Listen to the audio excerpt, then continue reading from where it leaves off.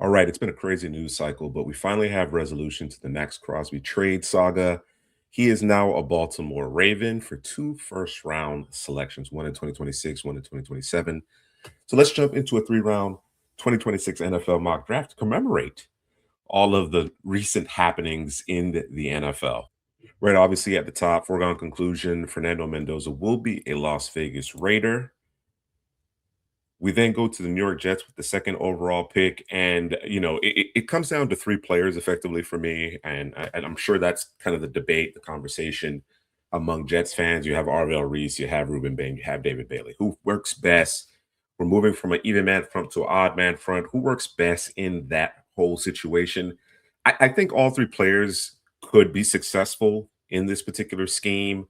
But I really do like Arvell Reese's flexibility in terms of being able to play off ball as well as moonlight at edge. I don't want him playing edge full time, but certainly maybe a third of his snaps. I want 20 good reps a game with him coming off the edge. And then obviously you get his athleticism, his sideline, the sideline ability, and physicality at the second level as well. So let's go with Arvell Reese, second overall to the Jets.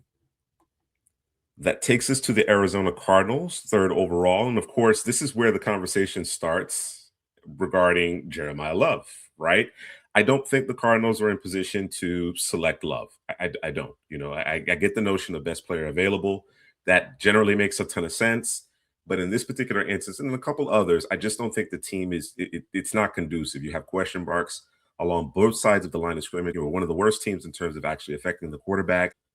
You got a glaring need at tackle as well. And these are the premium positions. These are money positions, pass rusher, edge rusher, right? As well as offensive line being the most important position group in my mind.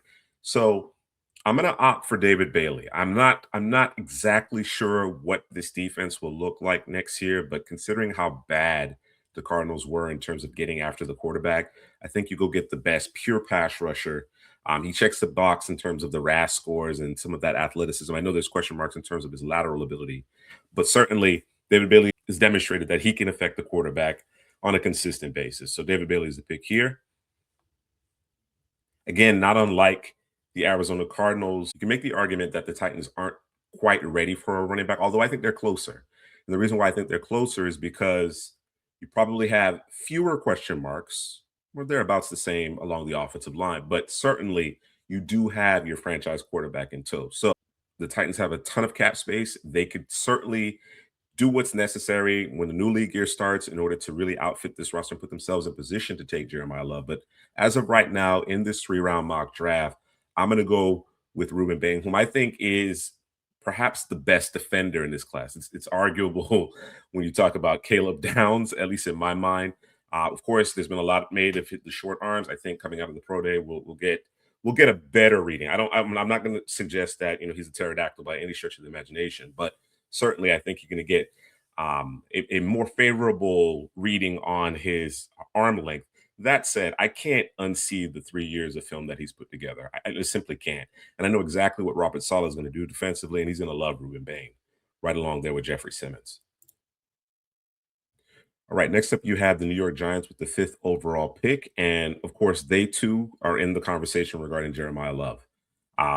Jackson Dart a season ago, you get Malik Neighbors back from injury. There's question marks along the offensive line, though, and they were a very bad run defense. Now, that isn't solely addressed at the second level. I do think Big Dexter Lawrence needs some help up front. Sonny Styles makes sense. He's becoming that more in vogue pick here. But I'm going to opt for the offensive line. They're losing some starters via free agency. Let's go with Francis Mauigoa, my top offensive tackle in the class. Get him playing opposite Andrew Thomas. Keep Jackson Dart, whom needs to do a better job of protecting himself upright. Okay. This takes us to the Cleveland Browns, and nobody's linking Jeremiah Love to the Browns, and I understand why. I certainly understand why. You have needs at receiver. You certainly have needs along the offensive line.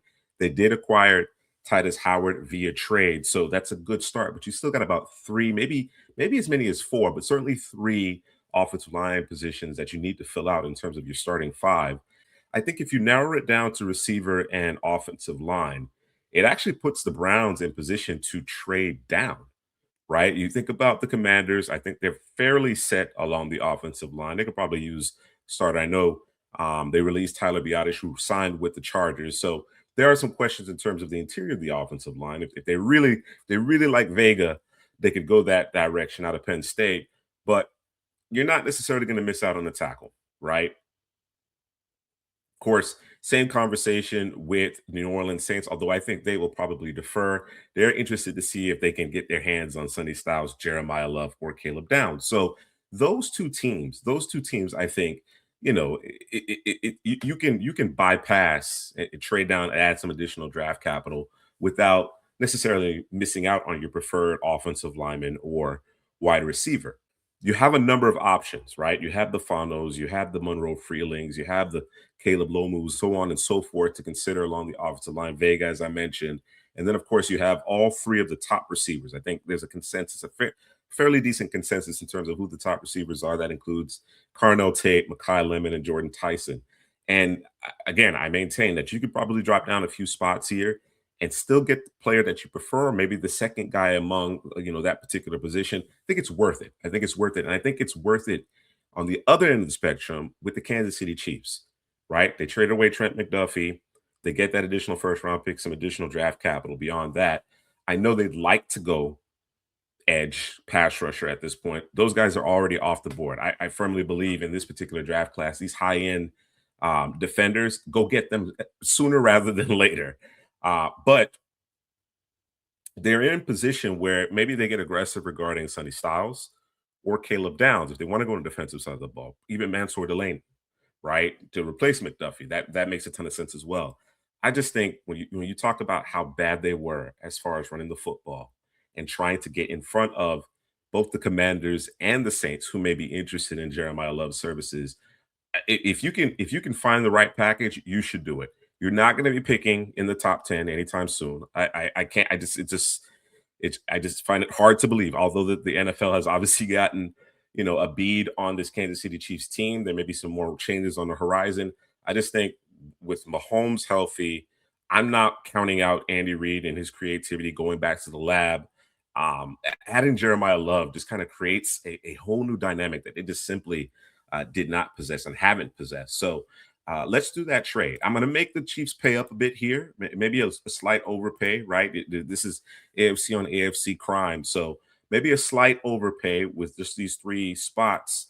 So we're going to go 974 and let's go 109. Like I said, let's force their hand a bit here if they really want Jeremiah Love, get in front of the Commanders and the Saints and make that deal. So Jeremiah Love lands in KC.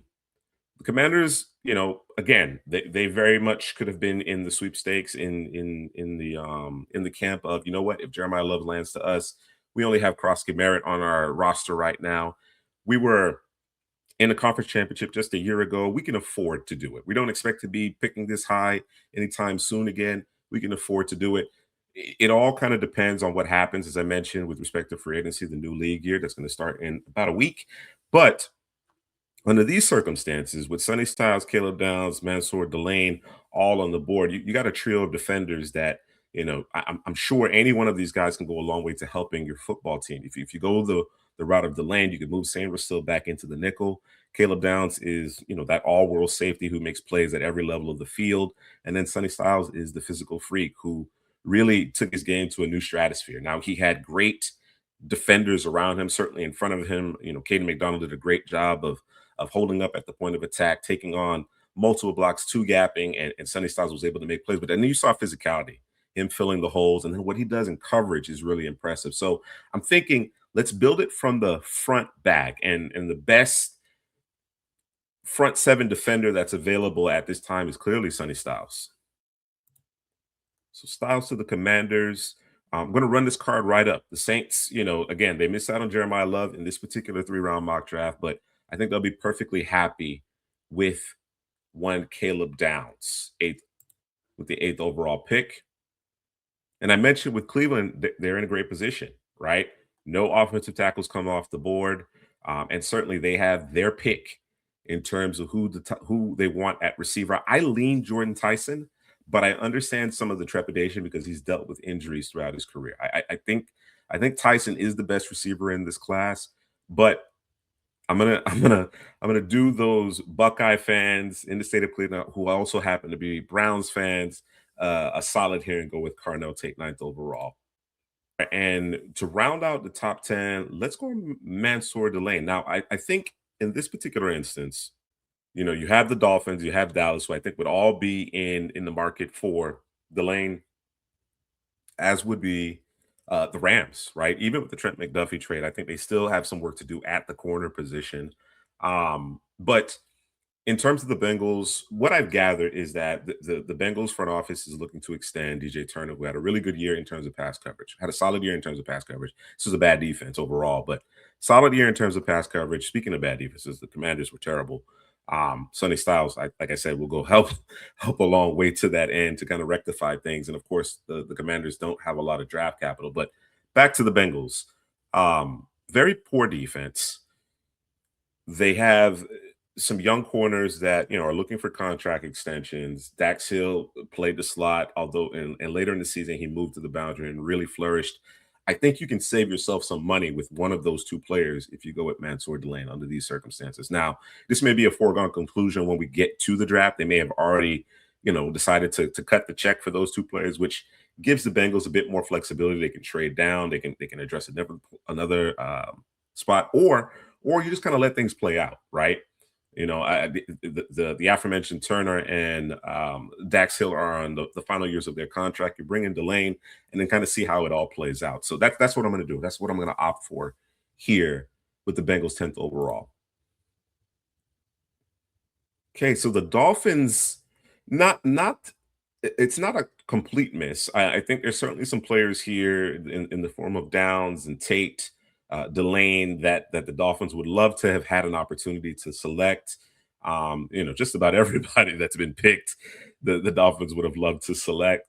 But I think they're in still a good spot here. You can go with Spencer Fano, long-term replacement for Austin Jackson. They're doing some reshuffling to that offensive line, make it a position group of strength. Let's go with Spencer Fano. Okay. Dallas Cowboys are up next. And, there's been reports that Jerry Jones, that front office, they don't want to go with any players that have those injury concerns or would maybe have to redshirt their rookie season. They want immediate contributors. And there are some reports out there that are saying that, Jamar McQuay is not in the cards for Dallas, all things considered. They've all but said, you know what, we're not doing it. We're not going in that particular direction. But I won't rule it out just yet, right? I do think some eyebrows were raised when McCoy did not perform at the combine. It's been over a year since his injury. Seemingly, he says he's good. He's ready to go. He just wanted to kind of work on those drills a little bit more, polish things up. Didn't want to necessarily have a bad showing. So I'm gonna bet on McCoy putting it all together at his pro day, impressing. Of course, you go back 2 seasons ago, you see the tape. It's phenomenal. Let's go, Jamar McCoy. Big need for the Cowboys on the back end. Right, next up, we have the Los Angeles Rams. And of course, they were in the Maxx Crosby sweepstakes, not unlike the Dallas Cowboys. But, I think about the Rams, and of course, they make the deal. They make the deal to go get McDuffie. I appreciate the aggressiveness. This is not uncommon when you talk about the Los Angeles Rams. This is not new for them. They identify, a proven veteran, and they make it happen. They've given him the long-term deal. So obviously, McDuffie is part of their long-term plans. They have a lot of players that are going to be on expiring contracts here. A lot of key starters going to be on expiring contracts on both sides of the ball. You talk about Byron Young, Kobe Turner, Steve Avila. Rams fans have made it very clear that they don't need offensive tackle, right? Rob Hammerstein didn't play much of last season. He's out the door. His career is ended here in terms of the Rams.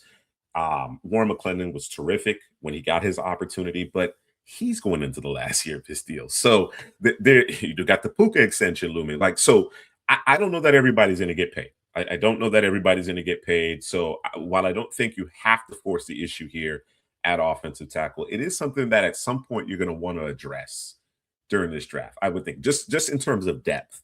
It was the same situation with McClendon. McClendon was a day 3 pick, ultimately out of Georgia, right? I thought he had a solid Senior Bowl, if I remember correctly, but certainly a later pick who developed and played well. So you give him every opportunity to earn a long-term deal, but I just don't know that everybody's going to be able to get paid. So Just a little food for thought there. The player that I really love for the Rams under these circumstances, based on how the board has turned out thus far, is Makai Lemon, right? Devontae Adams, obviously he'll be back. Puka's gonna get paid. Lemon in that 11 personnel with Sean McVay's offense, of course, Stafford at the controls. It's going to be hard to defend him. It's already difficult to defend the Rams, very difficult. It's going to be almost impossible, assuming Makai Lemon's head is on straight. But I love the fit here with the Rams. And of course, the Raiders now have the 14th overall pick, and they netted the 27th first round pick of the Baltimore Ravens in that Maxx Crosby trade. There may be that kind of that desire, that immediate desire to address pass rusher. There's depth. There's certainly depth in this class, right? And of course, you don't always unearth a Max Crosby on day three, but they managed to do that. They managed to do that those all those years ago. I'm not suggesting we're going to wait that long to address it, but right here with this particular pick, I love Jordan Tyson, man. Let's go get Fernando Mendoza, his number one wideout. Okay. That takes us to the Bucks. And generally speaking, I'd address the defense, right? They have a dearth of bodies at the second level of their defense. They're in need of pass rush. Jamel Dean is a free agent. You got some young defensive backs, but certainly you could probably stand to add a corner. I just think you just can't pass up Kenyon Sadiq with K. Otten being an unrestricted free agent. Sadiq, his athletic profile, the fact that he gets after it, although he's a bit undersized, I think Sadiq does a very good job in terms of being an inline blocker, all things considered. So give me Kenyon Sadiq to give this offense a shot in the arm. You're losing Mike Evans. Not sure what's going to happen with Chris Godwin. Obviously, you're losing Cade Otton as well. Kenyon Sadiq makes a lot of sense here for me. 15th overall to the Bucks.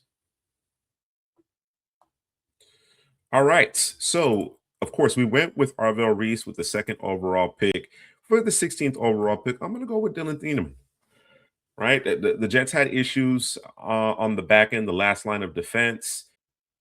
I think there's certainly a possibility that you go in a different direction here and perhaps address the safety position with that 33rd overall pick. Maybe Emmanuel Neal Warren lasts to that point, but Thieneman, his range, his pass coverage, I think he does a good job as your last line of defense here in New York. Okay, so the Lions had some breaking news today. I thought I was under the impression that Taylor Decker was going to be back at least for one more year, right? The Lions still would need to address the tackle position because he's dealt with injuries and nothing promised beyond 2026. But they released him. They released him today. So I think now you're in a situation now you're facing a situation where you have to consider going with a tackle sooner rather than later. Originally I had my eyes on Akeem Mesidor, right? I've been looking to get that edge rusher opposite Andrew Hutchinson, right? So we can finish some of these games. The Lions, although they took a step back this past season, certainly they can score points. um the Juice Scruggs move, the David Montgomery trade that wanted to get that offensive line back and make it once again a position group of strength. I certainly understood that, but with Decker now out of town, it forces my hand. I can't get that closer opposite Aiden Hutchinson at this point. If I want to stick to the script as it relates to rebuilding this offensive line. So when you look at these offensive tackles, you got Freeling, Miller, Proctor, Yanachor, Lomu. It's kind of pick your flavor. It really is kind of pick your flavor at this point. You obviously have an incredibly athletic right tackle in Panay Sewell. Freeling is very athletic in his own right, and I think he's just going to get better. So let's go with Monroe Freeling. All right, the Vikings are up next, and there's some work to do on this team for sure. So question marks at the quarterback position. What's going to happen with JJ McCarthy long term? I'm not. I need Vikings fans to help me understand that whole situation, right? Is it a matter of just hey, listen, we're not gonna anoint JJ McCarthy because we did anoint him and it didn't work out well, so we're gonna try to bring in a veteran to push him. Is it a matter of health? I help me understand that whole situation, but what I do know is the Vikings are losing some starters along their down line, right? You want those edge rushers getting upfield, being able to operate in those one on ones. You do need some replacements for Jonathan Allen and Hargrave. So Caleb Banks is a player that I like quite a bit here, but I think you might be able to get away with a trade now. So let's trade down. Let's add some draft capital here. Uh, Vega Wyone has been on the board entirely too long. I'm going to keep him in Pennsylvania. All right, we're not going to let him out of the state here. The Steelers have a need with Isaac Suomalo heading to free agency, of course. Of the Broderick Jones injury, the Steelers could very well be in the market for offensive tackle right here as well. There's a few, but let's go with Vega, one of the better prospects in this class. Okay. Got the Carolina Panthers up next, 19th overall in this three-round mock draft. And I love the idea of adding CJ Allen. This was a defense that performed very well last season, very well, without, necessarily a consistent pass rush and big names in that front seven beyond Derek Brown. But I think CJ Allen goes a long way to really solidifying your run defense. I love the way Horn and Jackson played on the back end, but CJ Allen patrolling everything at the second level. I've heard some really incredible things about CJ Allen, who's been a favorite of mine since summer scouting. Even the previous year when Mondone was still considered this great athlete and so on and so forth. Let me not give Mondone a hard time. Let him breathe. But CJ Allen was always my guy, and he was making a lot of the calls on his own. You talk about a real green dot, right? The defensive coordinators put a lot on his plate. He was making the checks, making the calls without necessarily looking to the sideline for input. So really like what CJ Allen does. He's going to really help solidify your run defense, and there's room for growth as far as his pass coverage, albeit not a complete liability. Okay, Dallas back on the clock. So with our first selection, went with Jamal McCoy. I explained, my thoughts around the injury and the comments from the front office. I think McCoy, assuming he everything checks out during the pro day, he's going to go very early, top half of the first round. He lands in Dallas. That we missed out on Maxx Crosby. We need pass rush. We need pass rush, and one player that I think certainly checks that box is Akeem Mesidor. Terrific. Reshaped his body based on the advice of Jason Taylor, took to the coaching and became a phenomenal edge rusher, do it all edge rusher. Okay, older prospect, but I don't care. I don't care. He can get to the quarterback. All right. Vikings back on the clock. Of course, we had the little trade down, added the 99th overall pick. Let's grab Caleb Banks. I mentioned we need to replenish that down line. Got some veterans that are let go, cap considerations, performance considerations. Let's add Caleb Banks in the mix. Big time talent. It's another player that I was a really big fan of a couple seasons ago. He's dealt with injury last year, but when folks were talking about Tyreek Sapp and some of the other players, Princely before he decided to transfer to Ole Miss. Banks, that number 88, just kept showing up. Just kept showing up. Just kept on showing up. And you see the flashes. You see the flashes. He needs to stay healthy, though. That's the big question mark with Caleb Banks. The ability is certainly there. All right, the Los Angeles Chargers are now on the clock, and I feel the need to trade down. You look at the Chargers; they have five draft selections. I imagine they could stay put. I imagine they could stay put and address edge. Thule is really the only guy that's really in the house right now. Got a number of free agents looking for new homes, looking for big paydays. Down line certainly is a consideration. They did manage to get their center Tyler Biadasz here just recently. They have a need at guard as well. So again, you could stay put and address a couple of these positions. I think there's the value kind of matches up, but I'm going to trade down. I'm going to trade down, and I'm going to trade down with the Arizona Cardinals. I got the Cardinals trading back into the first round. Of course, they took David Bailey with the third overall pick because they have a listless pass rush. But I think you want to start, at least make an attempt to find your quarterback. Ty Simpson, folks are talking about Ty Simpson glowingly after the combine, right? As far as just how accurate he was and how pretty the ball was. And the reality is that Ty Simpson is a very good quarterback when he is protected. It's a very good quarterback when he's protected, right? And of course, the Cardinals have some work to do in terms of protecting him. I think being in that controlled environment, right? in the dome in Arizona bodes well because he doesn't have prodigious arm strength or anything like that. But if you keep him clean, it's the issue with Ty Simpson is when things break down, right? When the pocket isn't clean, there's a bit of a precipitous drop off. So that's why he's not being considered towards the top of the draft. But at this point, I think it's worth rolling the dice. We're taking a crack on seeing whether or not he can be the guy. So let's make a deal here with the Chargers.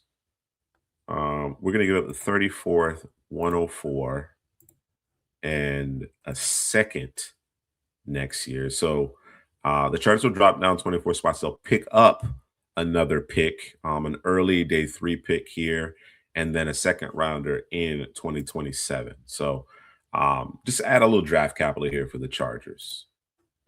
Okay, the Cardinals ultimately, there was one player that I wanted to add to that deal. Excuse me. I mentioned that the cupboard is a little bare beyond Thule at the edge position, and with David Bailey now in Arizona, I think that makes Zavin Collins expendable. Now, Collins, I don't want to necessarily go into this season with Collins as my starter, but part of my depth, part of my rotation, yes, for sure, in terms of that edge group. So you need some additional bodies. Let me just make this happen. Okay. All right. So, as I mentioned, trading back into the first round, be able to play with that fifth year option if we're so inclined. Let's go with Ty Simpson here to the Cardinals. That takes us to the Philadelphia Eagles and clear need at the cornerback position. A clear need at the cornerback position. You could go safety. Emmanuel McNeil Warren is intriguing. It is certainly he is certainly intriguing, right? His playmaking ability. You pair him with Makuba, perhaps you get that corner a little bit later. But I'm going to go with Avian Terrell. I'm just going to put the cornerback concern to bed here. All right, so we have the Browns with the 24th overall selection, and we did get our receiver with the ninth overall pick. That's after a little bit of a trade down, added some additional draft capital, really take a couple more whacks at this thing. I want to go to the offensive line. Of course, I mentioned the Titus Howard trade. Go back to the offensive line. The guy that I'm going to opt for. I know there's some who are out on him. They fear perhaps bust potential because of some inconsistency, his weight. I like the fact that Caden Proctor had really worked on his weight heading into the combine. I think he's a big time talent. Needs some more refinement, needs some more coaching, but that kind of athleticism at that size, I don't know that anybody at this point is a sure thing, like an absolute bona fide star. But Proctor gives you a bit of flexibility as well, right? We talked about how Dawan Jones is recovering from a major knee injury, but Proctor can play guard for you or tackle, right? So let's go with Caden Proctor here as we continue to round out this offensive line in Cleveland. Okay, so that takes us to the Bears, and of course, the Bears were heavily involved in the Maxx Crosby trade. I would have loved to make it happen. In fact, as I was working on the 3 round mock draft originally, I actually had a couple of days ago. I had the Bears targeting Crosby, giving up this pick. But once the DJ Moore trade happened, I think things changed. Now, reportedly, the Raiders weren't interested in DJ Moore. That was more along the lines of the cap figure that accompanied him more so than anything else. But once that trade to Buffalo took place, I wasn't sure that they were going to be able to consummate a deal with the Raiders. That puts us in a unique position, though, right? There's a clear need. They got very little production out of their interior defensive lineman. I know there's a hive for one particular player who's sliding a bit here. There's some variance, right, between the various teams, front offices, in terms of how they feel about Peter Woods. But I think this is a good spot for him. I think it's a good spot for him. The scheme makes a lot of sense. Let him be more 3 technique than 2 or nose, all of the 4 eye stuff. Let him be a 3 technique, penetrate, get upfield, and make plays. Okay, the Buffalo Bills are up next. And the Bills, as I mentioned, they did make their trade for DJ Moore. There's some differing opinions on whether or not he's the right player as far as how to better open up this offense. A lot of throws at the line of scrimmage, really no downfield options. Moore has demonstrated throughout his career the ability to get downfield. He's obviously best with the ball in his hands after the catch, making plays, but I think it's an improvement. Maybe not the preferred approach, but certainly an improvement to their receiving room. They are also going through a transition in terms of their defensive scheme. You're going to see more odd man front. Of course, they let Teron Johnson go because they're not going to be playing as much nickel base, it would seem. So we need players. We need players to kind of fit this transition, this switch to a 34 defense. And I think you need edge folk, right? And I think you need some guys who can bend that corner and affect the quarterback. And to me, the next best player is Cassius Howe, short arms and all. Okay, we'll see what it looks like at his pro day as well. Okay, next up is the San Francisco 49ers. And I know the Niner faithful, they really want a receiver here. And it makes a ton of sense, right? Debo traded the season ago. Ayuk has been AWOL. He won't be in San Francisco this season. Ricky Pearsall has struggled with injury. And then you talk about the tight end position, George Kittle, longer in the tooth, dealing with a significant injury. You do need weapons. You do need weapons. It can't just be Christian McCaffrey. So the question is who do we opt for? Who do we opt for here?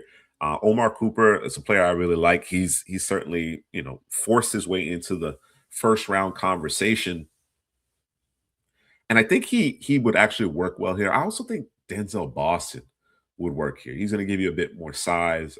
He could be a legitimate X. And then Casey Concepcion. All three of those players make sense to me. If you want to take a really big swing at it, Chris Bell, given that size speed combination that he represents.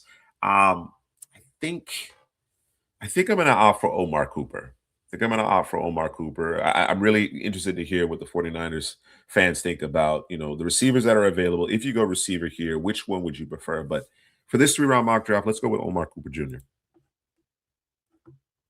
Okay, that takes us to the Texans, and I mentioned several times the Titus Howard trade. They have legitimate concerns along the offensive line. So now in back-to-back seasons, now we've seen a Laramie Tunsil trade, we've seen a Titus Howard trade. I'm just interested to see what it's ultimately going to look like. But for our purposes, and I think for a lot of Texans fans, the guy they like is Maxi Hanachor, right? And the physicality he brings to the table. I think Blake Miller would be just fine. Kayla Lumu, you said he's a left tackle, but he's open to playing right tackle. You could leave Ursary, who started to improve a bit at left tackle if you go that direction. But let's go with Iana Shore. There seems to be a bit of a hive amongst Texans fans, at least on the X. On YouTube, it might be a different story. Let me know down in the comments. Okay, so the Kansas City Chiefs are on the clock, and of course, we took Jeremiah Love with the sixth overall pick, and I'll reiterate, I think just a unique situation. You're not anticipating Kansas City to be picking that high. It didn't take a ton to be able to get in front of some of those teams that might be in the market for Jeremiah Love. So if given that opportunity, presented that opportunity, considering how bad of a rushing attack you had last year, and the fact that the offense is going to have to change to some degree, right? Who knows what's going to happen with Rasheed Rice? Travis Kelsey is a shell of his former self, despite the fact that he's planning on playing in 2026. It was bad, and Mahomes for all he tried to accomplish and mitigate took a beating and ended up getting hurt. So really want to take some pressure off of that passing game with the Jeremiah Love pick. Of course, now you don't have Trent McDuffie. You have question marks at corner. There's some question marks in terms of offensive tackle as well, or rather the offensive line in general. I think they're going to try to give Jalen Moore an opportunity, right? Moore's being paid like a starter. He's being played like a starter. I think the Chiefs, saw an opportunity there with Simmons late in last year's draft and said, you know what, we just got to do it. He's going to continue to get better, further removed from his injury at Ohio State. So they were in a little bit, a bit of a catbird seat situation. So I think they're going to play Jalen Moore at right tackle. So we're going to go in a different direction. The conventional wisdom suggests corner, but this Chiefs team, and I mentioned it earlier, I like to work front to back. Generally speaking, depending on how the board shakes out, but generally speaking, I like to work front to back. Let's add TJ Parker. Let's get the requisite physicality that Spags is looking for in terms of his down lineman, but certainly Parker can affect the quarterback as well. Okay, got the Denver Broncos on the clock here, and the Broncos are in an interesting spot because their needs. I think the Broncos could very well be in a position where they're just simply drafting the best player available throughout the entirety of the draft, right? I think the one area that I would like to really bolster this team would be tight end. But certainly, with a couple shrewd moves here for agency, they're going to be in a really good position come draft day. Um, they obviously field a terrific defense, but I like the idea of adding Emmanuel McNeil Warren to that group, right? His playmaking ability when you have such excellent cover corners. Funga and McNeil Warren can kind of play a little bit of interchangeably. I think McNeil Warren probably a little bit better in the deep parts of the field, but you also want him around the line of scrimmage in that box as well. So you can do a couple of different things with that pair of safeties, that safety duo on the back end. That takes us to the New England Patriots with the 31st overall pick. And you saw it just like I saw it, Super Bowl. They really struggled to protect the quarterback. I think Blake Miller has been a model of consistency throughout his career, right? A ton of snaps. He's played some very difficult competition. So yeah, I'm sure on your tape you're going to find him getting beat on occasion. But Miller to me is going to be a very good right tackle when it's all said and done. A very steady, very capable right tackle for a long time in this league. I'm not sure what the plan is as far as Will Campbell is concerned. I think you just, I think he was a rookie. I know people are talking about he needs to be moved to the inside. I think Will Campbell was a young player, right? He was underclassman when he came out, drafted very high, and they didn't do anything to help him in the Super Bowl. They did nothing to help him, right? So I think certainly another year under his belt, some better coaching, perhaps he'll be a better football player. Let's get him his bookend in Blake Miller. Final selection of the first round in this three-round NFL mock draft, we had the Seattle Seahawks, and I'm going to go with Denzel Boston. I'm going to keep him in that great Northwest. There may be more of a pressing need at the cornerback position, but the Seahawks have done a phenomenal job of finding their type of players later in the draft. There's some work to do in that secondary. Don't get me wrong, but I like the idea of a JSN Boston combination, right? Cooper Cup obviously longer in the tooth. Shaheed goes to free agency. It was just a rental, quality rental. Don't get me wrong; it was a shrewd move, but he's going to test free agency, probably land somewhere else.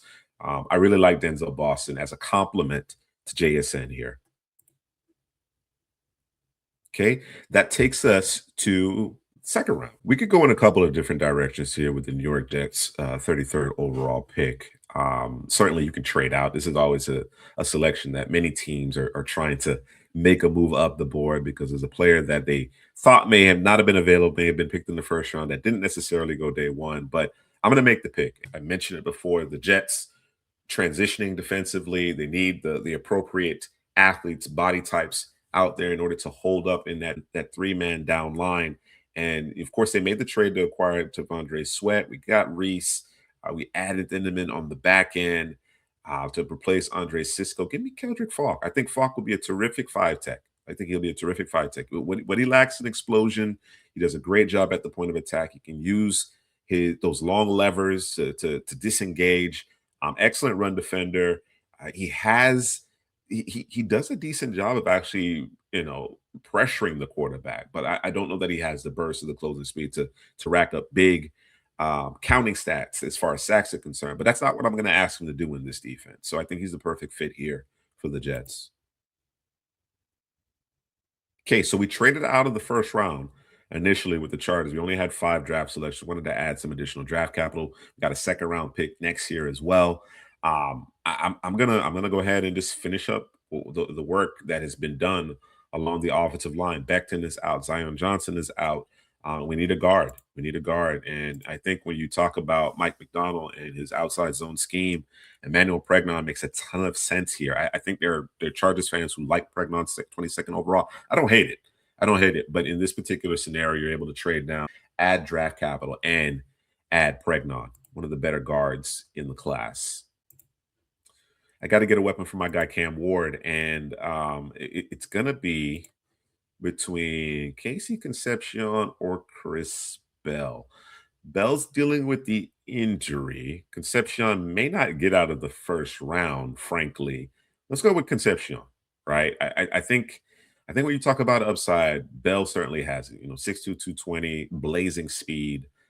He is coming off the injury. This one's tough for me. I gotta admit, I have to admit, this one is tough for me. But um, let's go with Concepcion. I think what he proved this year is that he can win outside the numbers. That there are some drops now. That drop rate is a little higher than I would like, and maybe a little too much like Calvin Ridley. Titans fans, let me know what you think. I'm going to go with KC Concepcion in this 3-round mock draft, but tell me what you think. Faced with Concepcion, Bell, you see some of these other names, Brazel. I'm not a big fan of the rankings here for PFF among the receivers. Antonio Williams is a guy that I like a lot more than they do. What do you think? What direction would you go in? Okay, that takes us to the Vegas Raiders. And with the first two selections, we took obviously Fernando Mendoza. We got his number one receiver there in Jordan Tyson. I think at this point, I want to protect him. I definitely want to protect him. And Caleb Lomu is staring us in the face. Now, Lomu by trade is a left tackle. You already have Colton Miller. Although Lomu mentioned it during the combine, somewhat reluctantly, but he said, I will play right tackle. If you need me at right tackle, I'll play right tackle. And that's going to be the case here. That's going to be the case here. He'll be the long term, hopefully the long term replacement for Colton Miller at left tackle when Miller's career is all done. Okay, so the Giants are on the clock, and in the first round with Francis Maui Noah, again, Sonny Styles has become really the in vogue pick there, but and they certainly can use some help at the second level of their defense. But we went with the offensive tackle. The two big areas to me here are receiver and corner. You can certainly factor in linebacker as well. We only have one more pick here in this 3-round mock draft for now. For now, we'll see. We'll see if it stays that way. A little foreshadowing for you, but with this pick, Colton Hood's still on the board. I think you run the card up. I think you run the card up for sure. In fact, I wouldn't be surprised if someone moves up under these circumstances. There's no guarantee that Hood gets out of the first round, but I think that 33rd overall pick, a lot of teams are going to be clamoring for it. Okay, got the Houston Texans back on the clock, and we went with Max Ihanacho in the first round. I'm going to come back with Caden McDonald. Really solidify the interior of that defensive line. It's already a phenomenal defense, but there is a need in the middle of the defense, and McDonald just has an ability to make everybody better. He's an ascending player, young player, one first-year starter, had a great season. Not going to give you much in terms of pass rush, at least initially, maybe never. But what he does on those early downs is really impressive. A lot of the plays that Sonny Styles and Arvell Reese made were a byproduct of the dirty work that Caden McDonald was doing up front. Okay, back to the Browns, and we selected Carnell Tate and Caden Proctor with our first two picks. Talked about Chris Bell before. I'm just going to go all in. So in this particular scenario, I would not be surprised, right? I would not be surprised that Chris Bell becomes your de facto number one. I think he's more explosive than Carnell Tate. There are question marks, obviously, with respect to health, but I think from a talent perspective, Bell, there's no disparity, and I think just in terms of physical tools, Bell is a superior receiver. Tate is more polished. Tate is more polished. No concerns in terms of injury. I think that's probably why he gets the nod. He's the first receiver off the board, but in this scenario, it's not unlike Ohio State, assuming you get the Chris Bell that I think he's capable of being, right? Tate has never been more than a number two at the collegiate level, right? And for the majority of his collegiate career, he was the number three. So with that said, I think the Browns, through three selections here, Carnell, Tate, Caden Proctor, Chris Bell are in phenomenal shape. They are headed in the right direction in terms of really outfitting that offense and scoring points, which they struggled to do mightily this past season. Okay, we got the Kansas City Chiefs on the clock, and to this point, we've gone with Jeremiah Love and TJ Parker. I think it's probably time to address either the receiving room or corner. And I don't think it's crazy necessarily to trade down here. Perhaps add an early day three pick to your collection of selections. But let's go with Brandon Cisse. Let's just go ahead and just take care of that. Again, a season ago we let Snead walk. Of course, we traded away McDuffie. Let's bring in the very talented corner out of South Carolina. Movement skills are terrific. I think short memory might be the only concern, but we're going to get him coached up. We're going to get him coached up because all of the talent, all the physical tools are certainly there. All right, that takes us to the Bengals. In the first round, we selected Mansour Delane. So the first corner off the board. There's some really good interior defensive linemen on the board. I'm staring at them both here, Kristen Miller and Lee Hunter. I think for this Bengals team, when you have a healthy Joe Burrow, you're going to give yourself a chance every week. I think this one's a tough one for me because these players are close. Miller being the younger player, though. Miller is the younger player, so I may lean towards Kristen Miller in this particular instance, since they're pretty close. I think there may be another level to Miller's game, whereas Hunter is probably maxed out, albeit a very good football player. Let's go with Kristen Miller to the Cincinnati Bengals. All right, so we got the New Orleans Saints on the clock here. In the first round, we took Caleb Downs. I'm thinking maybe going back to the secondary, right? Yolante Taylor is a free agent, your nickel, and there's a couple of really good ones in this class. Receivers also a need. Jeremy Bernard, Chris Brazel. You could certainly go opt for one of those two players, and I wouldn't bat an eyelash. As same thing with Lee Hunter, putting him next to Brian Brzee makes a ton of sense. But I love D'Angelo Ponce. Just imagine you got two good corners there, two good young corners on the boundary, and Quincy Riley and Kool-Aid McKinstry. You have Downs, Sanker on the back end, and then Pons is your nickel. Man, that's an excellent young secondary. Okay, so the Dolphins are also in the market for a corner, as well as an edge rusher and receiver for that matter. So it's all kind of working out for the Dolphins here. They have a couple of different ways we could go. Keep in mind the Dolphins are transitioning from a 34 to a 4-3. So personnel wise, they may be looking for a couple of different things. Let's go with Chris Johnson. Let's go with Chris Johnson. The cornerback position has been an eyesore for Miami for quite some time. I'm sure the fans would be pleased with getting a quality corner. My only concern about Chris Johnson is his lack of physicality. I think from a movement perspective, from a ball tracking perspective, click and close, I think he has all of that. If he could do a better job or was more willing to actually challenge the receivers at the line of scrimmage, disrupt the time in between receiver and quarterback, I think he could be that much better. So we'll see if he continues to develop. But Chris Johnson is a selection here. Those Jets are back on the clock, interestingly enough. All right, so what have we done with the Jets thus far? Reeves, Arvell Reese, Denham, Kelder, far. We've been all defense as far. I think it's time. I think it's time to address our receiving room. And man, there's a lot of good ones on the board here. Let me think a little bit. Adonai Mitchell, they added last year, of course. Garrett Wilson comes back from injury. Both Mitchell and Wilson can stretch the field, so I don't know that you necessarily need Brazel, but you could go that route. Jeremy Bernard, like I said, he plays all the receiving positions. He does it all. He really does it all. He makes a lot of sense here as well. I wonder if a trade down could be in order. I think the Jets certainly could use some more bodies, but they have plenty of day three picks. So you know what? Give me Jeremy Bernard. Give me Jeremy Bernard. I think he's a professional receiver. Wins at every level, route running. When you got to do those side options and break off routes, he tends to be in lockstep with his quarterback. Question is, who's playing quarterback for the Jets? I think that's the real question. Baltimore on the clock for the first time. Of course, They netted Max Crosby, right? Big trade that just broke.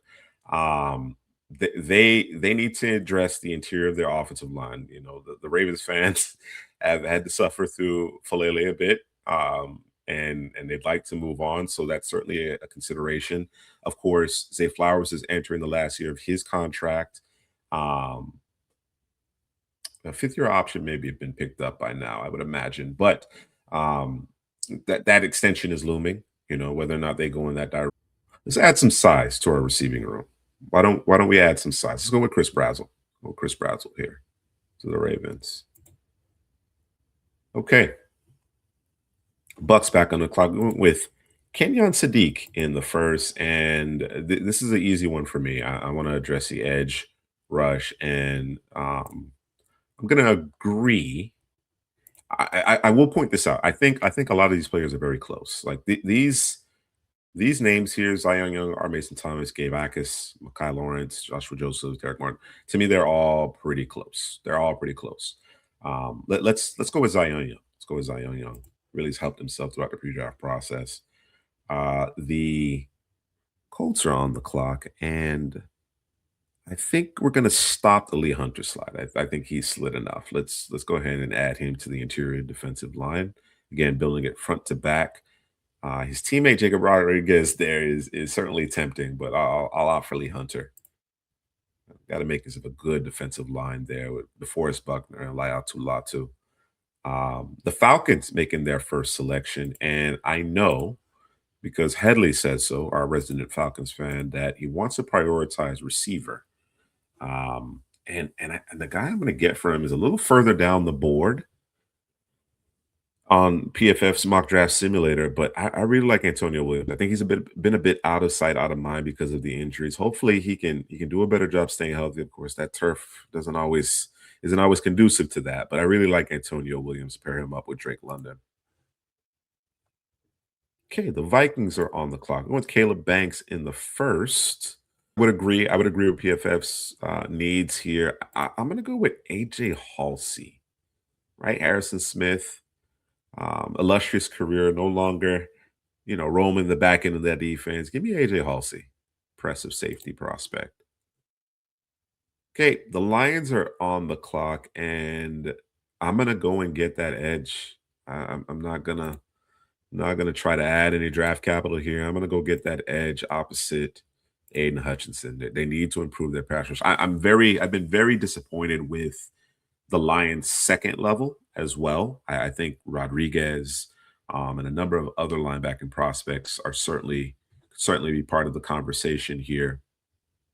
But I'm going to prioritize affecting the passer. I'm going to prioritize affecting the passer. And the guy I like for this particular team is probably Gabe Akis, maybe Derek Moore. Let's keep the local kid um, home. Let's keep him home. Derek Moore is super physical. I think he may need to work on some additional pass rush moves, but that physicality plays. It most certainly. Okay, Carolina is up next, and in the first, they opted for CJ Allen. A big fan of CJ Allen's game. I think he's going to be a mainstay in the middle of that defense. Um, I want to continue to work on this defense, and let's stay right there in terms of pass rush. Stay right there in terms of pass rush. I think this Panthers team needs more teeth as it relates to their pass rush. You got R. Mason Thomas, you got Gabe Akis. Give me Mason Thomas, right? Maybe didn't test as well as some of the other guys here. I'll allow Malachi Lawrence, but you turn on the tape and you see the explosiveness. You really do see the explosiveness and the leverage that he's able to play with. So I'm going to add R. Mason Thomas to edges that we already have in place. Okay, Green Bay's on the clock, and there was some scuttlebutt.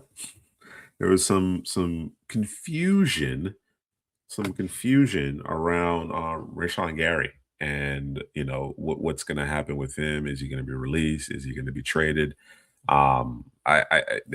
His trade market may have been compromised. Let's say addressing that guard position and having the flexibility to perhaps play tackle makes a lot of sense. So let's go with Jennings Dunker out of Iowa.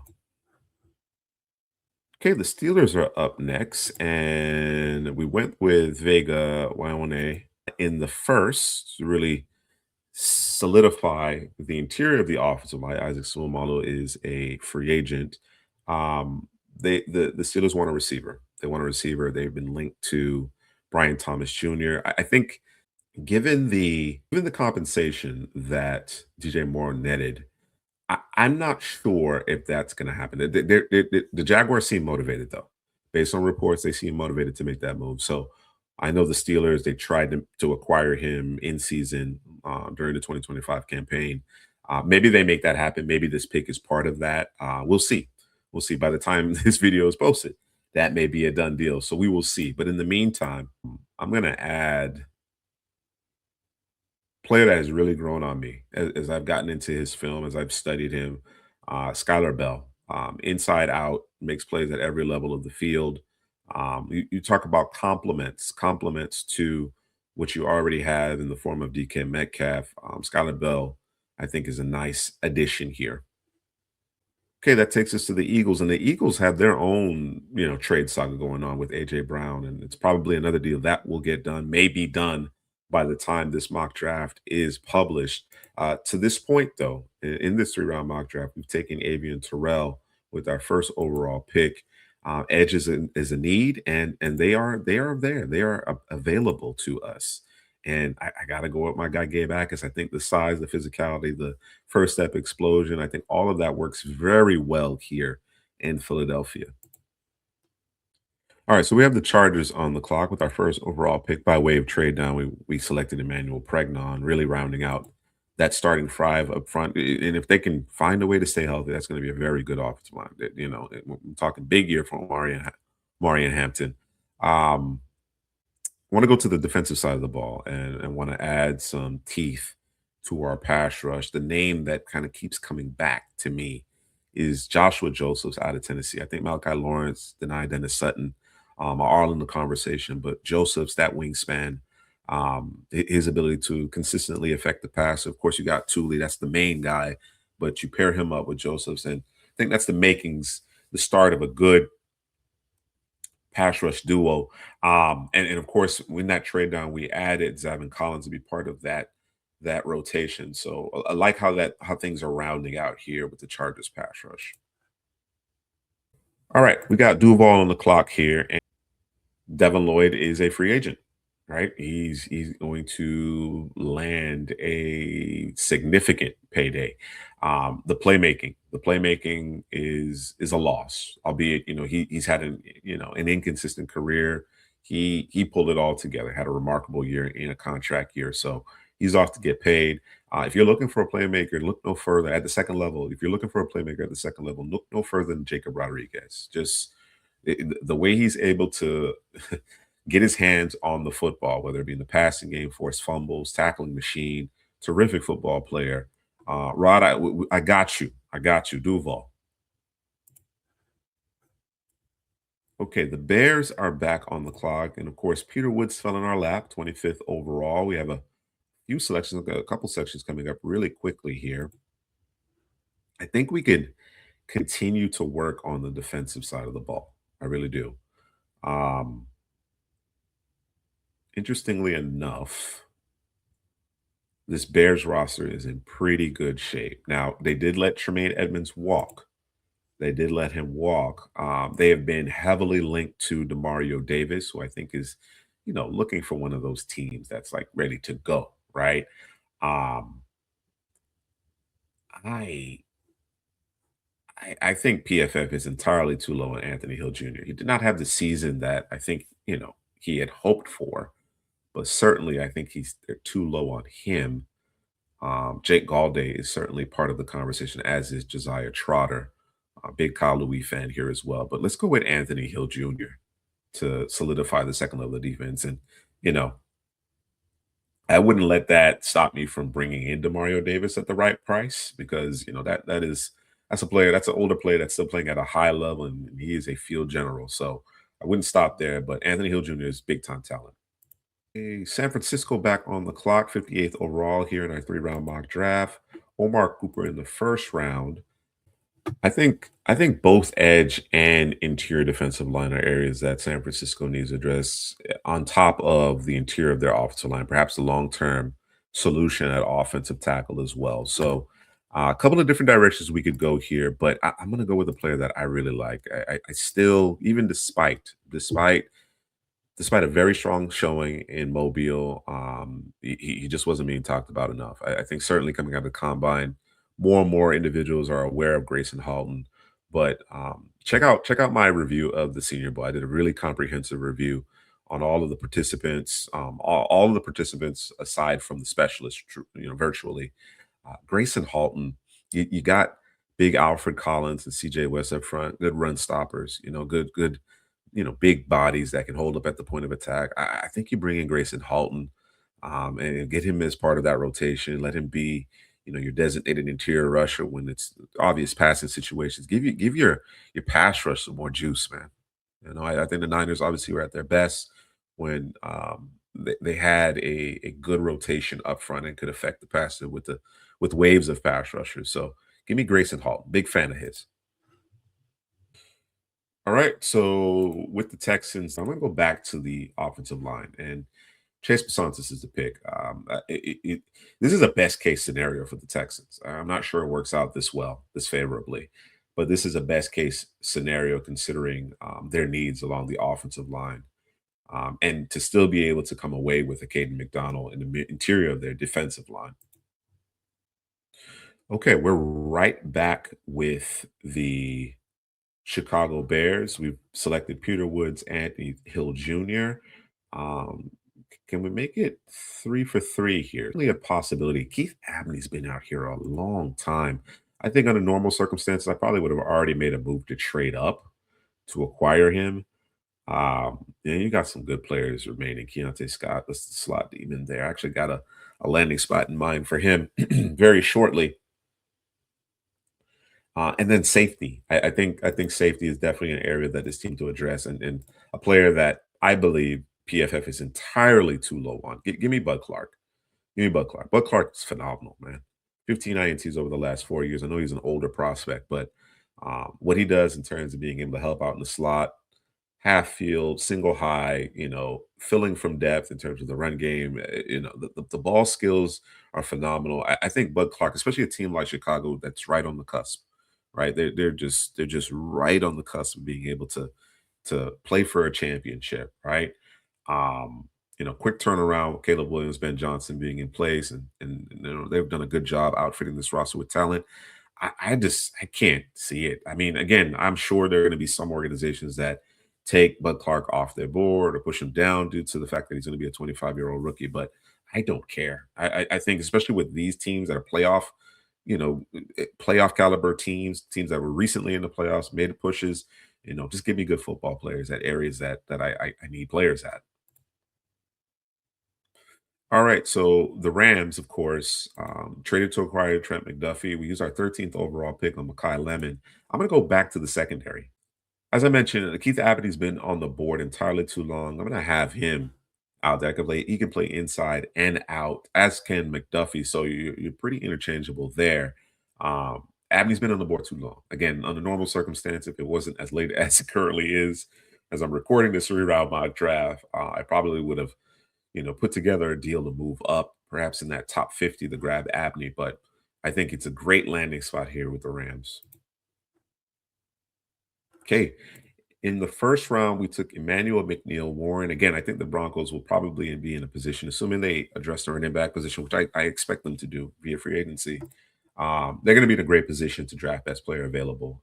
And for my money, based on their needs, Eli Stowers, add him to the pass catching mix. Obviously, not the best inline blocker, but you want to flex him out. He's going to be a mismatch nightmare. The athleticism, the body control, the production. You generally just don't see that level of production. You've seen it in recent years. Maybe things are changing. Maybe things are changing. But generally speaking, historically, didn't see big counting numbers from these tight ends. But that doesn't seem to be the case. I know Sean Payton will be able to find a way to utilize him, in that, and like I said, flexing him H back role. I think he's going to be a force multiplier for the Broncos offense. Okay, next up we have the New England Patriots, and I think this is where we go with Malachi Lawrence. They have a need in terms of edge rush opposite Harold Landry. I like Brady Swinson. Don't get me wrong. I think he, hopefully he can continue to develop.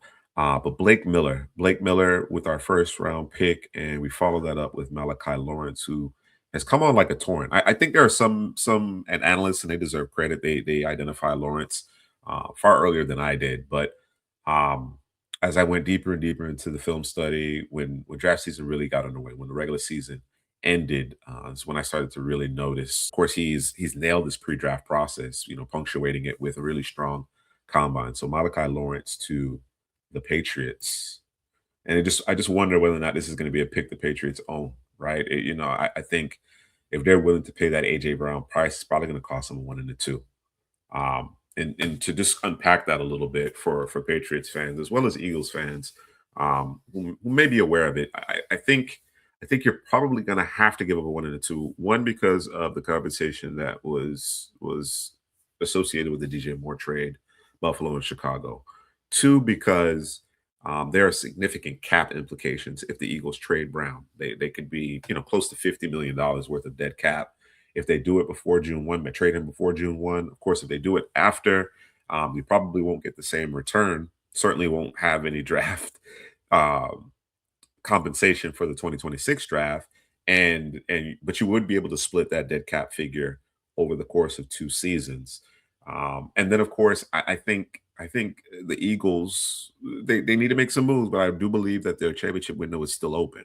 And you don't necessarily want to trade, upper echelon players when you're in that championship window. So there is the opportunity potentially of being able to trade him in season if things don't work out. But I do think AJ Brown wants to leave. I do think he wants to leave. So we'll see. We'll see what type of compensation is necessary in order to convince Howie Roseman to pull the trigger and take on that dead cap. All right, one final pick here in the second round of this three-round mock draft, and the Seahawks are on the clock. Went with Denzel Boston in the first. I'm going to go with Keontae Scott. I know Spoon plays that slot. Listen, with some of the changes that we're anticipating, I suppose we could go in a different direction and focus on a boundary corner here.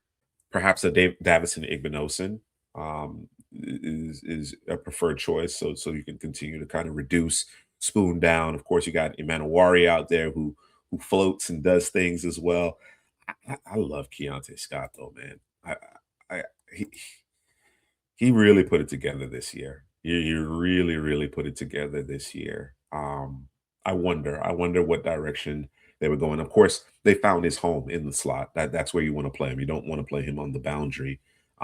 Excellent run defender, very good against tight ends and in that short to intermediate areas of the field and pass coverage. Smart, headsy football player, makes game wrecking and changing plays. You know what I mean? And I think for that reason, I'm gonna go with Scott. It may not necessarily be the best schematic fit for what the Seahawks already currently have on their roster, but it's just the physicality, and not to say that even Nosen doesn't have that. He definitely checks that box. But it's just the playmaking ability that I really like. With respect to Igbenogson, my biggest knock on him is the moment of truth. When the defensive back has to make a play on the ball, find the football, and make a play on the ball, that's where he tends to struggle. Good player otherwise, but give me Keontae Scott. Okay, the Cardinals are on the clock, and we went with David Bailey in the first, traded back into the first round, bottom half to select Ty Simpson, and now we're making our final selection in this three-round mock draft. Offensive tackle. Let's address the offensive line. Let's try to keep Mr. Simpson upright. Caleb Kiernan, not getting a lot of love, not a lot of attention, but a quality football player. He's put together some good tape. I think at this point, this is solid value for Tiernan. So let's add him to the mix. We'll play him opposite Paris Johnson. He'll have to make that transition to the right side. And of course, there's a school of thought that he should play guard. There's a need there as well. Okay, we got the Titans back on the clock, and I'm going to go with the first center to be selected. The first center to be selected is going to be Sam Heck out of Kansas State. I think certainly Connor Lew would be in this conversation if not for his injury, but Sam Heck has put a good pre-draft process together, has quality film. He's going to be a day one starter, and that's exactly what they need.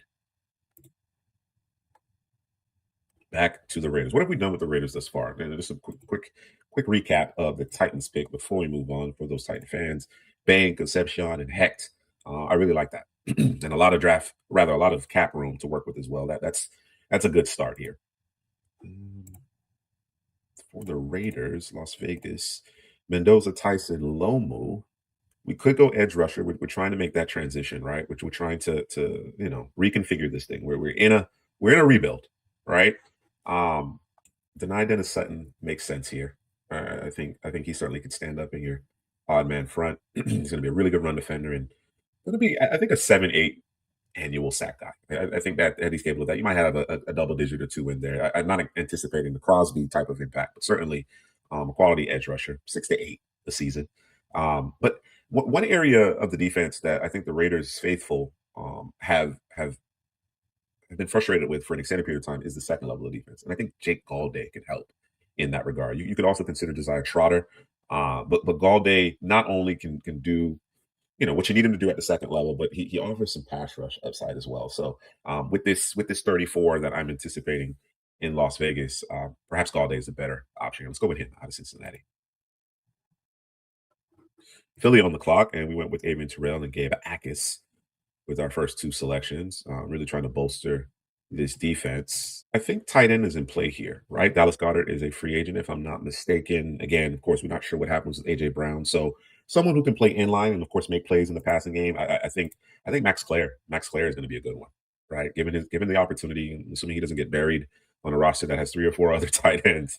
I think Max Clare does everything you want from a traditional inline tight end, right? He's one of the better blockers among the tight end group, as well as being able to make plays in the passing game. Okay, one last selection here for the Houston Texans. Johanna Chord, McDonald, DeSantis through the first three. Let's address the second level of this defense. And of course, I would have gone running back, but of course they made a trade to add one David Montgomery. He and Woody Mark should form a pretty competent duo there in the backfield. So, for those of you who like Jadarian Price, not going to go that direction here. I'm going to go with Trotter out of Missouri. Okay, you got a pair of linebackers, I believe, going into the final years of their respective contracts, and To'o and Alcazier. So correct me if I'm wrong on that front, but as memory serves, I think they're both going into the final years of their deal. Give Trout a little time to get acclimated, and then he steps into that starting role next year. The young player.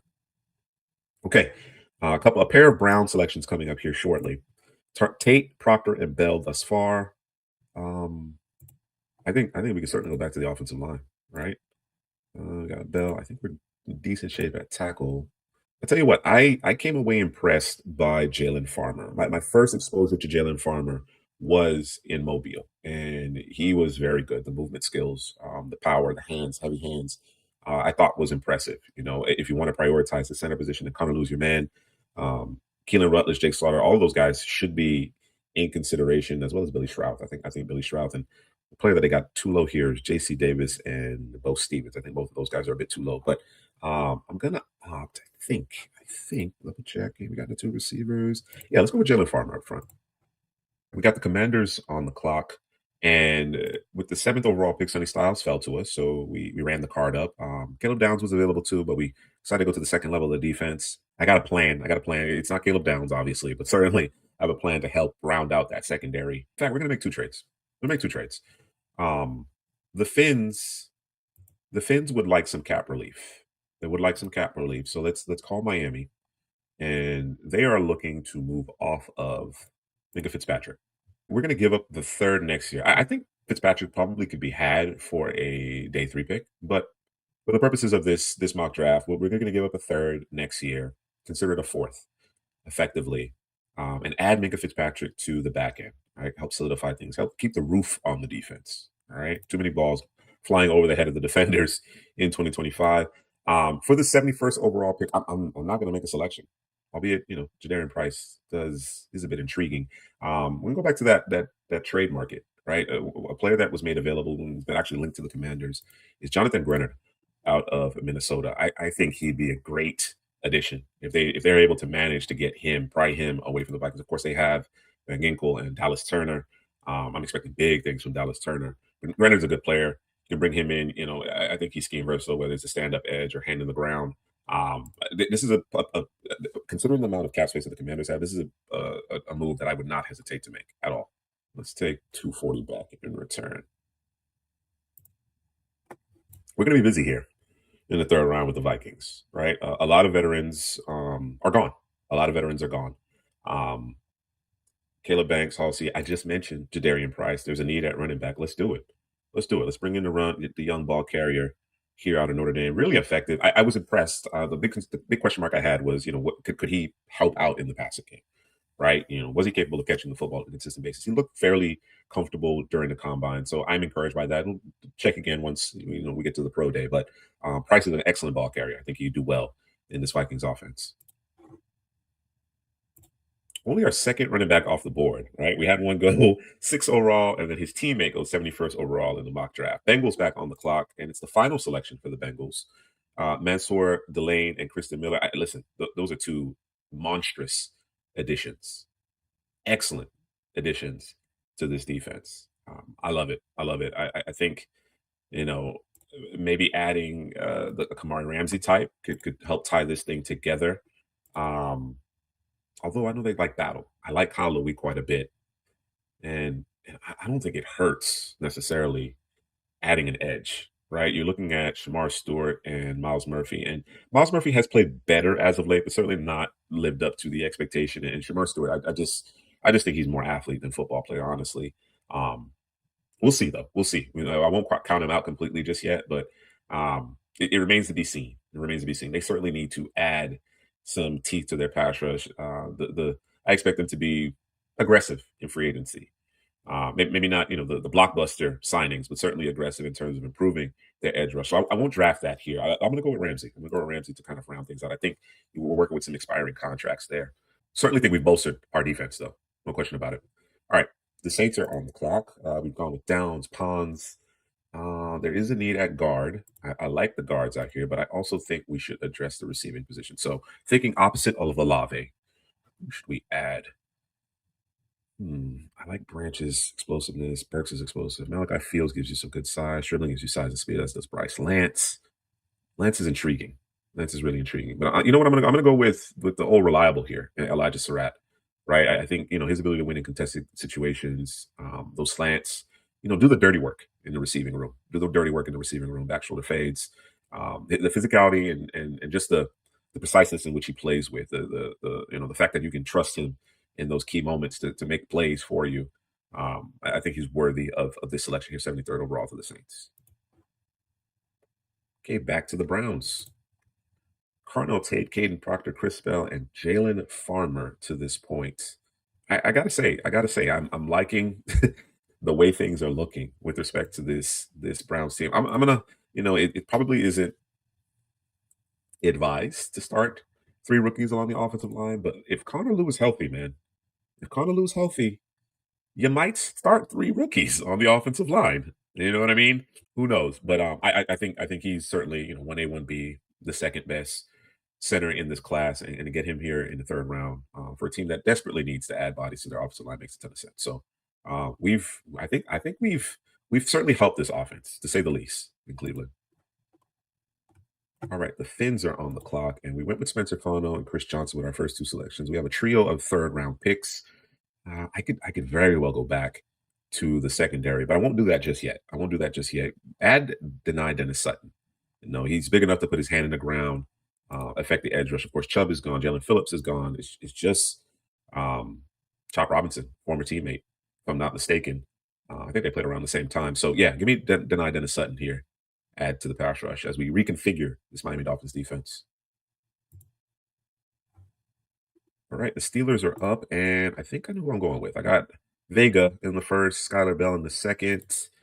Let's go with big old Markel Bell, right? Broderick Jones, freak injury. I'm not sure what his future holds.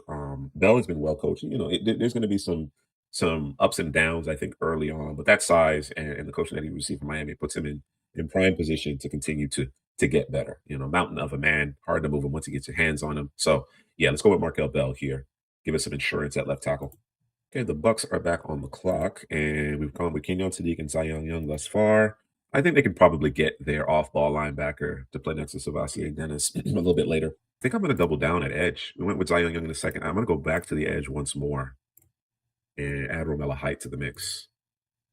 Height's coming off a good season there at Texas Tech. Talented player, a little undersized, but I think in this scheme, he'll be just fine coming off the edge. Okay, for the Colts, I'm gonna go to the second level of defense. I think we addressed the interior with Lee Hunter. I think we got a good down line, the makings of a good down line for sure. I'm Kyle Louis, man, on that fast track. The kind of plays he makes, it's like a built-in nickel defender for you, man. Give me Kyle Louis up on the second level of defense.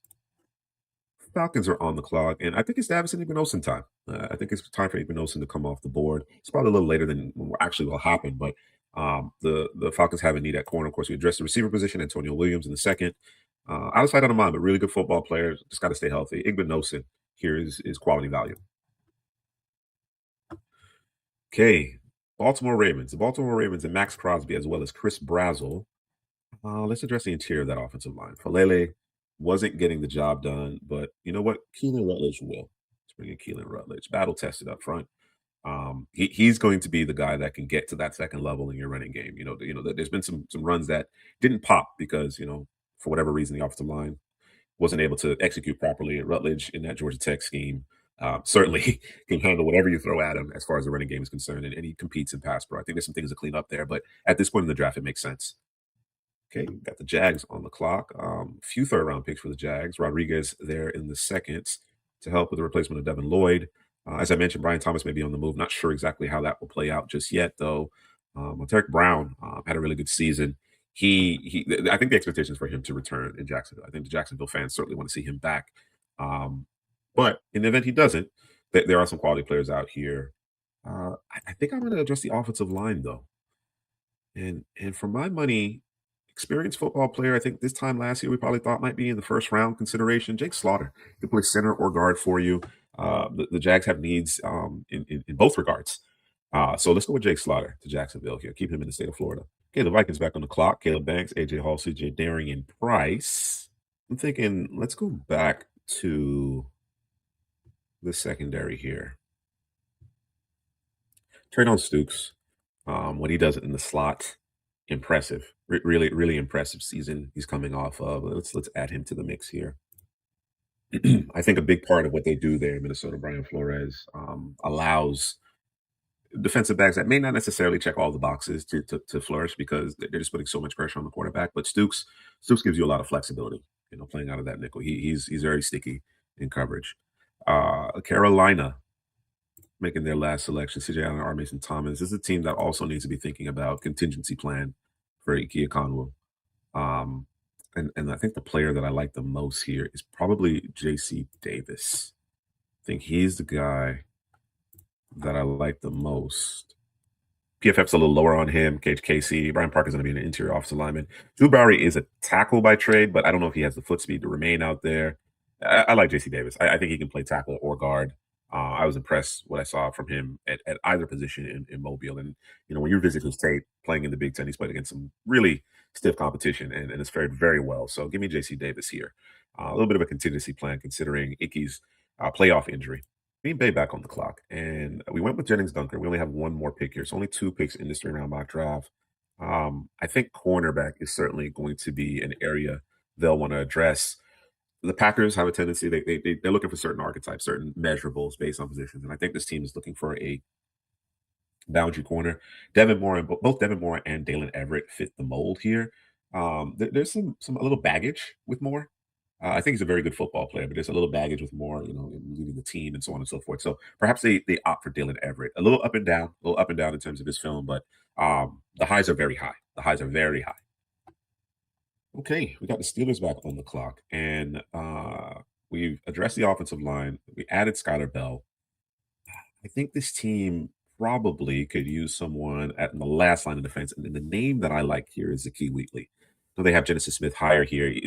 He's a playmaker, but I struggle with his missed tackle rate. It just does not it does not bode well for my sensibilities. So let's go with Zaki Whitley. Love his range on the back end. Again, going back to the Penn State well here.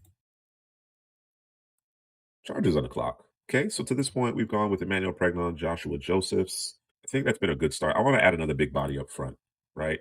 Add some more beef up front, and I'm going to go with Big Citrus. Give me Big Citrus, Dominique Orange. I like Big Citrus. You know that size, that physicality, allowing all of the other playmakers to do their thing. Fins are on the clock. And I mentioned that they were going to be busy. Spencer Farno, Chris Johnson, Denai Dennis Sutton to this point. Some interesting names. I think we need a receiver, though. I think we do need to add a pass catcher here. Intriguing names for sure. Malachi Fields would do. I think that's what I'm going to be looking for. I think Zachariah Branch is obviously very talented, as is Deion Burks. Explosive for sure, but you had that in the form of Jalen Waddle already.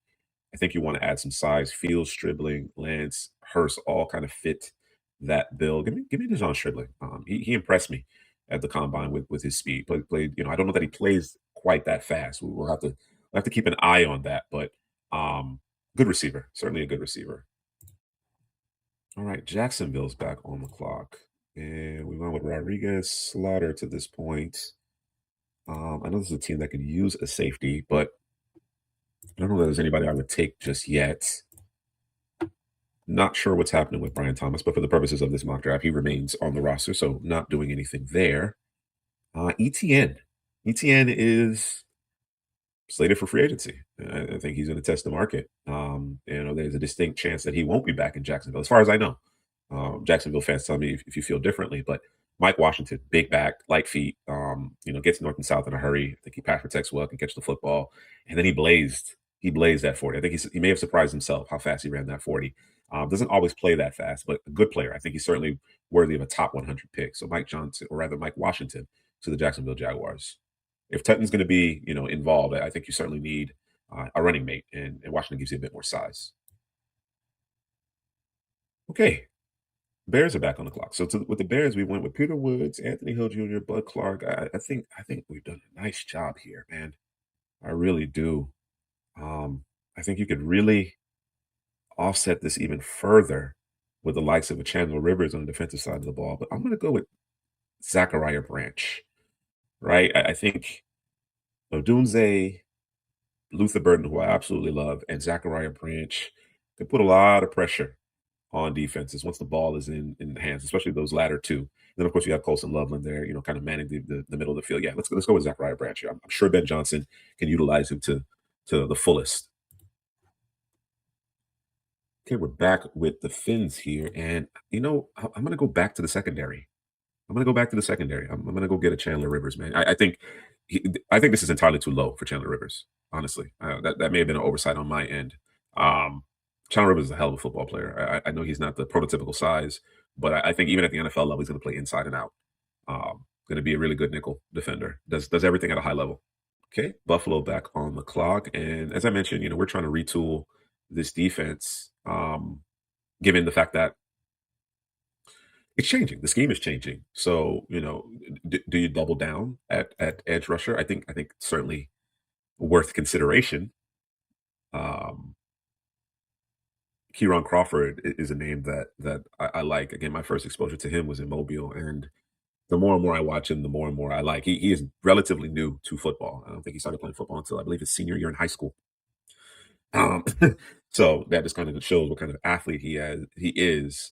I wouldn't necessarily rule out going with a receiver, right? Of course, you had DJ Moore in the trade, sure, but who knows what's going to happen with Keon Coleman? They let Curtis Samuel go. Um, you know, what's my man's name? Boise State will be in the slot, of course. Joshua Palmer probably will have one of those starting receiving positions, but I wouldn't necessarily rule it out. I think safety is an area that they'll need to address as well. But again, I don't know that there's a player here that I want to take here with the last few picks of this 3-round mock draft. Let's double down with edge rush. Let's get a nice rotation going here with Kieran Crawford. Add him to the mix.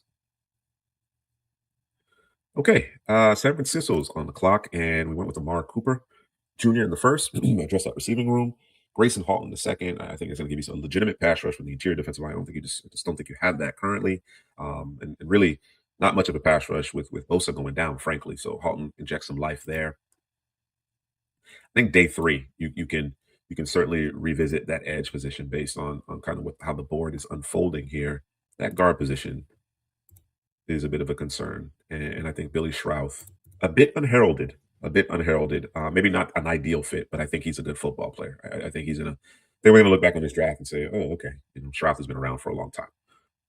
Let's go with Billy Schrauth here. Help solidify that offensive line." Rams made their big deal to acquire Trent McDuffie, and we didn't stop there. Mekhi Leonard with the 13th overall pick. They missed out on Crosby, obviously, and then Keith Abney in the second round. I mentioned at the top that there's a lot of expiring contracts on the horizon for the Rams, and it's something that they need to think about, especially along the lines of scrimmage. I think a guy like Dante Corleone or Daryl Jackson makes a lot of sense. Poona Ford probably won't be back beyond the 2026 season, and Fisk will be an unrestricted free agent. I think next year, after next year, he's not a very good run defender either. So there's that. Kobe Turner is looking for an extension here shortly, so I don't think it's a bad idea. Although I like a lot of these names. There's some really good names, really intriguing names here. So why don't we go with perhaps Matthew Stafford, heir apparent? Let's go with Garrett Nussmeier right here. Perhaps. Nothing for certain, but maybe down the line, Garrett Nussmeier. Very up and down. Decision making is questionable, but when he's on, he certainly looks the part. Okay, I think the Broncos are also a team that might want to consider quarterbacks, considering what happened in the playoffs.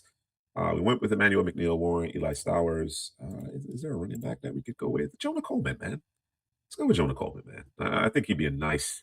He and UCF would be a nice duo there. I think for whatever reason, Jonah Coleman probably doesn't, have the best of RAS scores, but his natural feel for the position is remarkable. The visual, the contact balance. I've been a big fan of his since his days at Arizona. So, of course, if they manage to get an ETN or a Kenneth Walker, this is a moot point. But certainly, I like the idea of adding Jonah Coleman here. Could go linebacker as well. I think that makes sense too. Okay, so no AJ Brown trade just yet. At least as I'm recording this, no AJ Brown trade just yet. Let's get a playmaker. Let's add some explosiveness to this offense and size, production. Bryce Lance, he checks all those boxes, man. He checks all of those boxes. So Bryce Lance is the pick. Okay, we got the Seattle Seahawks on the clock. Of course, this is the Seahawks enter the draft with only 4 selections, right? And I like the first two quite a bit. Denzel Boston, Keontae Scott. Let's get some draft capital. We're gonna. I mentioned it before. I alluded to it before. I'm gonna work the New York Giants back in here. Um, where are they? New York, New York, New York, New York. There you go. Um, yeah, the 96 overall pick and then 212. I don't think that's enough to work with. Let's give them 105 and 185 for the 96 overall pick. Seattle. So Seattle's day is done here in this 3 round mock draft, but they are able to add some good day three capital, ending up with 5 selections as opposed to just 4.